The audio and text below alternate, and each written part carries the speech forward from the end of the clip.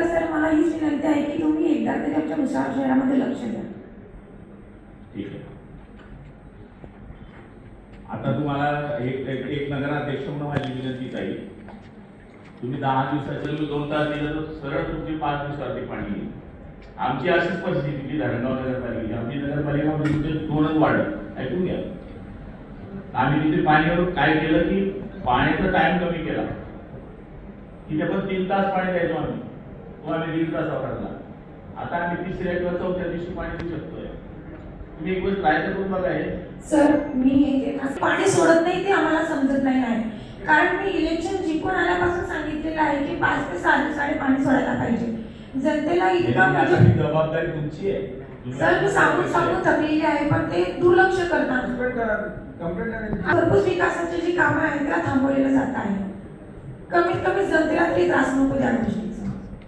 मला ही सर तुमच्याशी अपेक्षा आहे की नक्की तुम्ही काहीतरी भुसावळचं मार्ग काढा. तुम्ही बसा, सगळ्यांना विनंती करा, काय गावाचे प्रतिष्ठित लोक बोलवा आणि 2 तासावर करा. तुम्ही 5 दिवसात पाणी द्या. आता आम्ही जर माझ्या गावामध्ये स्वतःच्या गावात 13 दिवसाच्या पाणी होतं मागच्या वर्षी. या वर्षी आम्ही 4थ्या दिवशी दिलं. लोक म्हणले का लवकर पाणी सोडतो म्हणले. म्हणजे ही परिस्थिती आली.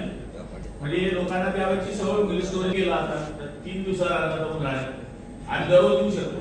आमचं गाव पण नगरपालिका एवढंच आहे, छोट्या नगरपालिकेवर. तुम्ही करून तर बघा.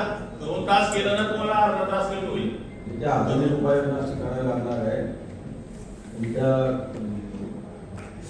मेन जे पाणी येतं रॉ वॉटरमधून फिल्टर झालेलं पाणी, ते स्टोरेज टँक आहे ते एकदम, ते अंडरग्राऊंड स्टोरेज टँक अजून एक वाढवायचे कितीदा सांगितले आहे.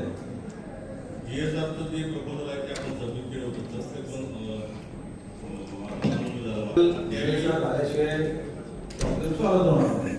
आपण आता 15 वित्त आयोगाचा निधी आलेला आहे, तर त्या अंतर्गत प्रपोजल सादर तिथे याचा निधी येतो तो काय म्हणतात त्याला, ते ग्रीन होतं काय ते प्रपोजल सादर केलेलं आहे. तो काय वापरत नाही.